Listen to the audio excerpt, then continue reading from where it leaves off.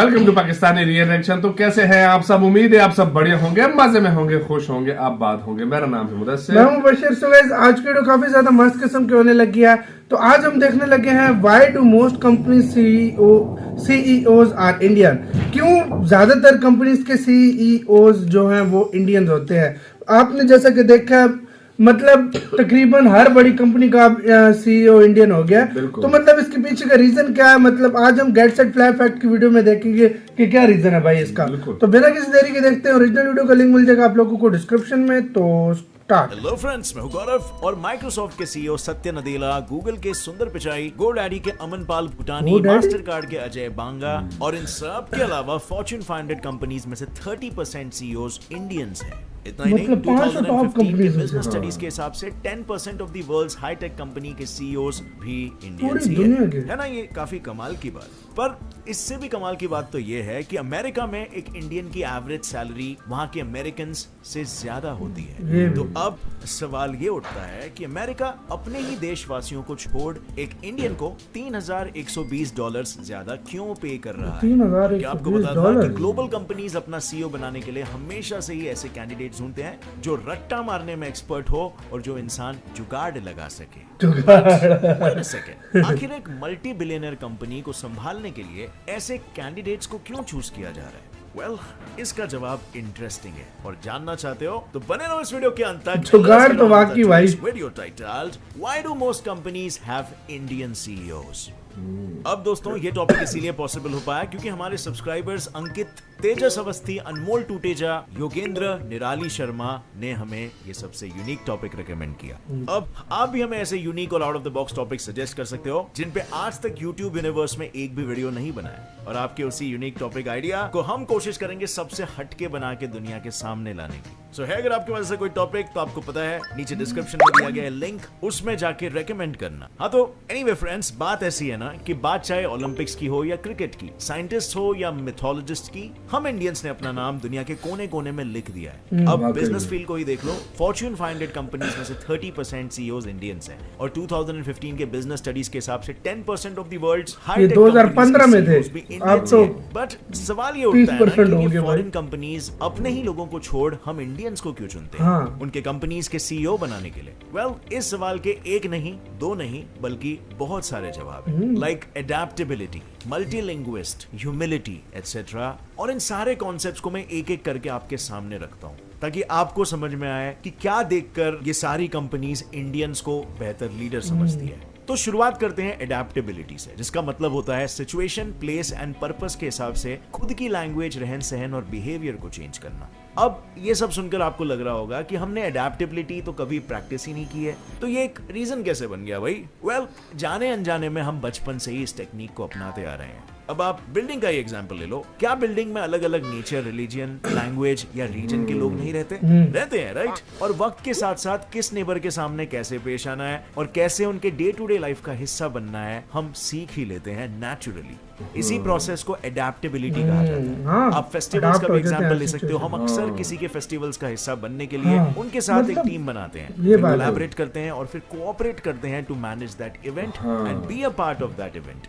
ये सब कुछ हम हमेशा से बस इसीलिए करते आए हैं क्योंकि इंडिया इज अ डाइवर्स, हमारे कल्चर में ही है। बट क्या आपको पता था कि इसके पीछे साइकोलॉजी भी हो सकती है? साइकोलॉजिकली देखा जाए तो डाइवर्सिटी हमें न्यू आइडियाज और एक्सपीरियंसेस देती है, जिसके चलते लोग एक दूसरे से कुछ नया सीख सकते हैं और उसी प्रोसेस के दौरान लोग प्रॉब्लम सॉल्विंग, कम्युनिकेशन और क्रिएटिविटी भी सीख लेते हैं। कि हम बचपन से ही डाइवर्स कंट्री में रहने की वजह से एडेप्टेबिलिटी को प्रैक्टिस करते हैं और इसी की वजह से हमारे चांसेस बढ़ जाते हैं किसी ग्लोबल कंपनी में सिलेक्ट होने के compare to a foreign candidate, क्योंकि फॉरेन कंट्रीज में वहां के किसी भी इंडिविजुअल ने इतनी ज्यादा डाइवर्सिटी कभी नहीं फेस की होती है। और जैसे कि हम जानते हैं कि global companies all over the world काम करती है और कंपनीज में भी multi cultural, multi racial team members होते हैं। सो जाहिर सी बात है उन कंपनीज को दुनिया में अलग अलग नेचर और अलग अलग भाषा के लोग मिलेंगे, जहां उन्हें एक ऐसे सीईओ की जरूरत है जो इन अलग अलग लोगों की डाइवर्सिटीज को समझकर जल्द से जल्द टीम बिल्ड कर सके और चीजों को मैनेज कर सके, जिसके लिए एक इंडियन परफेक्ट कैंडिडेट साबित हो सकता है, राइट? और ना ही सिर्फ एडेप्टेबिलिटी की बात है, हम इंडियंस को अपने मल्टी लिंग्विस्टिक स्किल्स के लिए भी चूज किया जाता है। ग्लोबल आर्टिकल के हिसाब से किसी ग्लोबल बिजनेस में मल्टीपल लैंग्वेजेस आती हो, वैसे कैंडिडेट की बहुत जरूरत होती है। सो उस हिसाब से यहाँ भी ज्यादा हो जाते हैं compare to any other foreigner, क्योंकि नॉर्मली यहाँ सबको 3 लैंग्वेजेस तो मिनिमम आती है। यू नो, एनी इंडियन को which is there mother tongue and English and Hindi. इसके अलावा हम इंडियंस काफी टैलेंटेड भी है कि हम अपने दोस्तों की भी भाषा टुटकी फुटकी तो सीख ही लेते हैं, चाहे वो गुजराती हो, मराठी हो या पंजाबी या फिर कोई भी अलग भाषा बोलने वाला। बट ये तो चलो फिर भी कुछ नहीं है। क्या आपको ये पता था कि ग्लोबल कंपनी का सीईओ बनने के पीछे हमारे भारत की पॉलिटिक्स, लॉज और ट्रैफिक का भी बहुत ही बड़ा हाथ है? विश्वास नहीं होता ना, पर भैया यही सच्चाई है। एक्चुअली बात ऐसी है कि इंडिया में पॉलिटिक्स और गवर्नमेंट्स के तूतू मैमे की वजह से आए दिन नए इश्यूज खड़े होते रहते हैं और नए रूल्स एंड रेगुलेशंस लागू किए जाते हैं। ऊपर से इंडिया की इंफ्रास्ट्रक्चर, ट्रैफिक और वाटर सप्लाई जैसे कंडीशंस हम आए दिन रोजाना फेस करते हैं, और हमारे लिए ये सब हमेशा से एक प्रॉब्लम या कहो एक इशू रहा है।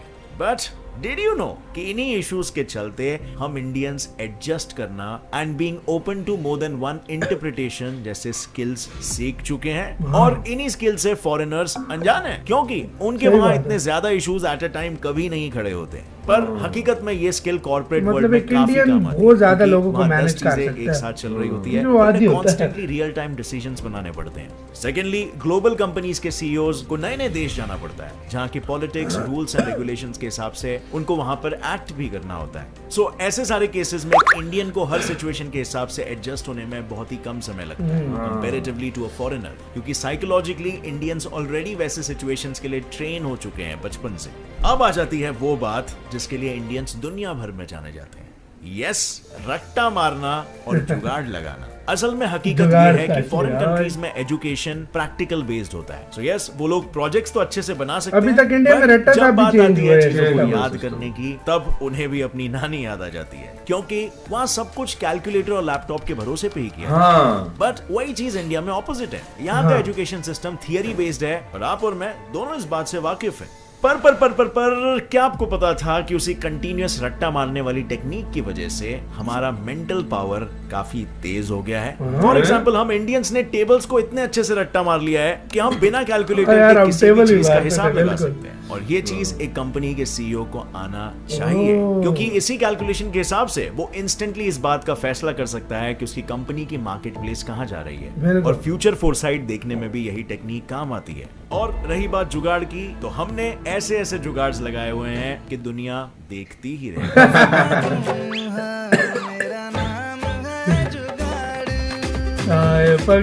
क्या लग रहा है मैं हवा में बात कर रहा हूँ? जी नहीं, विश्वास ना हो तो आप कोविड सिचुएशन को ही ले लो। दुनिया के किसी भी कोने में किसी ने भी ये नहीं सोचा होगा कि इंडियन जुगाड़ लगाकर 6 फीट की दूरी बनाए भी दूध दिया जा सकता है, या हैंगर की मदद से ऑनलाइन लेक्चर भी लिया जा सकता है। और ये सिलसिला यहीं पर खत्म नहीं होता है। हम इंडियंस ने 2013 में अपने जुगैड्स से नासा को भी हैरान कर दिया था। जी हाँ, जब हमने मिशन मंगल लॉन्च किया था, तब मार्स तक पहुंच पाए, और उतना ना ही हमारे पास फ्यूल था और ना ही उतना ज्यादा बजट था। तो हमने अपने जुगाड्स को स्पेस में लगाया और ऑर्बिट्स की मदद ले लेकर मिशन मार्स को सिर्फ $74 मिलियन में ही सक्सेसफुल बना लिया, जबकि नासा को उसी मिशन के लिए $670 मिलियन यूज करना पड़ा था, यानी ऑलमोस्ट 10 टाइम्स।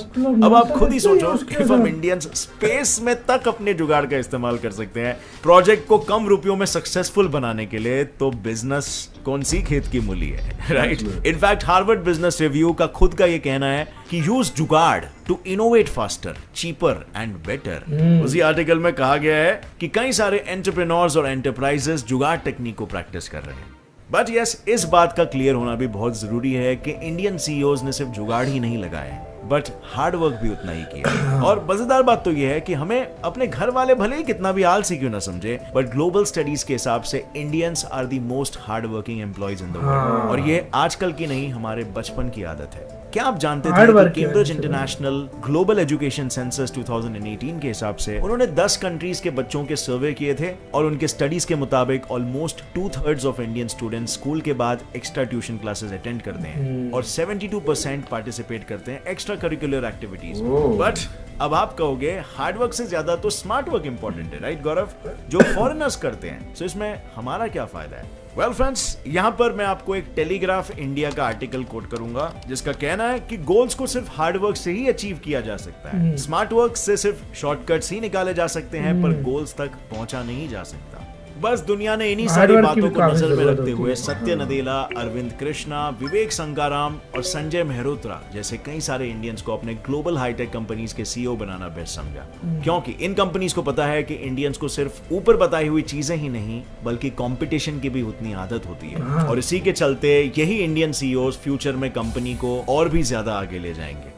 यानी कि अब तक ये बात तो साफ हो गई कि सुंदर पिचाई, पराग अग्रवाल, इंदिरा नुई और आशु जैन जैसे इंडियंस के पास वो स्किल्स थी कि वो फॉरेन कंपनीज के सीईओ बन सके। लेकिन व्हाई ओनली फॉरेन कंपनीज? क्या उन्हीं स्किल्स की मदद से वो इंडिया के किसी हाईटेक ग्लोबल कंपनीज के सीईओ नहीं बन सकते थे? वेल, जवाब है नहीं, क्योंकि इफ इंडिया में देखने जाओ तो यहाँ की most of the global companies जैसे कि Reliance industries, Wipro, doctor Reddy's laboratories, HCL technologies, Cipla या टाटा ग्रुप, ये सभी ही फैमिली ओन्ड बिजनेस कंपनीज हैं, जहाँ पर प्रेजेंट या फ्यूचर कुछ भी देख लो, इन कंपनीज में सीईओज उनके ही फैमिली मेंबर्स होते हैं। Statistically 85% of Indian companies are family business. ये फैमिली होता है, ये बात है कि इंडियंस इंडिया को छोड़ फॉरेन कंट्रीज में जाते हैं, क्योंकि वहां उन्हें चाहे सीईओ बनना हो या फिर पॉलिटिक्स ज्वाइन करनी हो, कंपैरेटिवली टू इंडिया वो वहां पर ये इजीली कर सकते हैं। लाइक अगर हम इंडियन ओरिजिन फॉरेन पॉलिटिशियंस को ही देख ले तो इसमें काफी सारे पॉलिटिशियंस हैं जैसे कमला हैरिस, बॉबी जिंदल, प्रीति पटेल और Alok Sharma. But foreign origin Indian politicians को देखने जाए तो सिर्फ सोनिया गांधी का ही नाम आता है, और वो नाम भी क्यों आता है? वो भी शादी करके हुई थी मेरे ख्याल में, किसी महान फैमिली का नाम जो जुड़ा है। बट वहीं इंडिया में किसी फॉरेनर सीईओ का नाम याद कर, मेरे ख्याल में इटली की थी ना, मेरे ख्याल में मैंने मुझे नहीं पता यार, आप ही हाँ भाई। अब ऐसा नहीं है कि मैं इन सारी बातों के खिलाफ हूँ, मैं भी दिल से चाहता हूँ कि इंडियंस फॉरेन में जाकर इंडिया का नाम रोशन करे और वहाँ एक अच्छा खासा अपना नाम बनाए। बट क्या आपको नहीं लगता कि वो चांस उन्हें यहाँ पर भी उतना ही मिलना चाहिए जितना उन्हें फॉरेन कंट्री में मिल रहा है, या फिर फॉरेनर्स को यहाँ उतनी अपॉर्चुनिटी मिलनी चाहिए जितनी वो हम इंडियंस को वहां दे रहे हैं? आफ्टर ऑल ये भी तो ग्लोबलाइजेशन का एक पार्ट है, right? And I don't care about foreigners that much, but at least Indian talent अगर इंडिया में ही रहे तो इंडिया की तरक्की तो ज्यादा होगी, राइट? आपका क्या ख्याल है इस बात पे? क्या कोई और रीजन है जिसकी वजह से आपको लगता है इंडियंस लोग वर्ल्ड के बेस्ट कंपनीज के सीईओज बन रहे हैं? Comment down below and let me. ऐसे ही तो गाइस ये वीडियो खत्म, आप भी इस पे लाजमी बताइएगा। तो यार वाकई ये रीजन से के इंडियन बड़ी बड़ी कंपनीज के सीईओ बन जाते हैं भाई। देख लो, अब खुद देखो भाई, मतलब शुरू से ही 3 लैंग्वेजेस में माहिर होते हैं, अच्छा मैनेज करना आता है, डाइवर्सिटी 3 नहीं काफी लैंग्वेजेस भाई, वो तो मतलब एवरेज की मैं बात कर रहा हूँ, एवरेज इंडियन 3 लैंग्वेज बोल लेता है। तो भाई आगे से फिर वो आप खुद सोचो भाई कितना कुछ, मतलब उनको डाइवर्सिटी इंडिया में इतनी है कि वो पहले से पता है कि मुख्तलिफ लोगों के साथ किस तरह रहना है, उनको पता है, मतलब मुख्तलिफ जिस तरह इंडिया में आप इतना विशाल है इंडिया, इतने लोग हैं, इतनी डाइवर्सिटी है ना भाई, इंडिया में डिफरेंट तरह के स्कूल में आपको एक जिस तरह प्रॉब्लम्स का उन्होंने बताया कि इकट्ठे काफी सारी प्रॉब्लम्स को फेस करते हैं, तो वो मतलब बाहर जाकर वो उनको ये आदत सी पड़ जाती है। और बताते हैं ना जिस तरह सीईओज मुख्तलिफ देशों में जाते हैं तो उसके मुताबिक ढलना पड़ता है, उनको उस आगे प्रेजेंट करना पड़ता है सब कुछ, तो वो आसानी से एक इंडियन बिल्कुल ये बात है वाकई। तो तब ये रीजन है कि इंडिया अमेरिकन से भी ज्यादा कमा रहा है, और दुनिया के मतलब 2015 में 10% सीईओज इंडियन थे, अभी तो 2022 चल रहा है, मैं कहता हूँ 30 से भी ज्यादा होंगे, क्योंकि फिर सर्वे हुआ नहीं है। और जो 500 मतलब बड़ी कंपनीज है दुनिया की, सबसे अमीर कंपनीज, उनके 30% उसमें से सीईओ, मतलब 500 का 30% आपको तो अंदाजा लगा लो कितना बनता है, वो वाले भाई इंडियंस है। बिल्कुल, मतलब कोई शक नहीं। और यार बहुत मतलब, और इसमें कोई शक नहीं है यार, बहुत मतलब उनकी मेहनत भी शामिल होती है, और वो जिस तरह जुगाड़ का बोल रहे हैं ना, ये बात मैंने देखी है यार, सच में। कैलकुलेशन चुटकियों में क्यों कर लेते हैं, मैथ में इंडियन माहिर होते हैं, ये बात मैथ में भी और दूसरे मामले में भी तुम देख लो कि यार जुगाड़ के मामले में जिस तरह तुमने वाकई इन्होंने बताया, कोविड में देखो कैसे कैसे जुगाड़। और भाई इंडिया में ऐसा इतना कंपटीशन है ना, मतलब देखो जब लाखों में से 2-2, 3-3 बंदे सिलेक्ट होते हैं, तो सारे तो प्रिपेयर करते हैं ना, कुछ सिलेक्ट हो जाते हैं, कुछ फिर बाहर चले जाते हैं, और वो इतना टैलेंट बाहर जाता है ऐसा कि कुछ जो सिलेक्ट हो जाता है वो भी बहुत मस्त टैलेंट, और जो मतलब रह जाते हैं वो फिर बाहर ढूंढते हैं और फिर वो सीईओ बनते हैं। मतलब ये भी हो सकता है इस चीज का रीजन, बिल्कुल हो सकता है। So guys, आप क्या कहते हैं इसके बारे में अपनी राय में कमेंट सेक्शन में दें। इधर वीडियो खत्म करते हैं, अपना बहुत ज्यादा ख्याल रखना, तो यार बाय।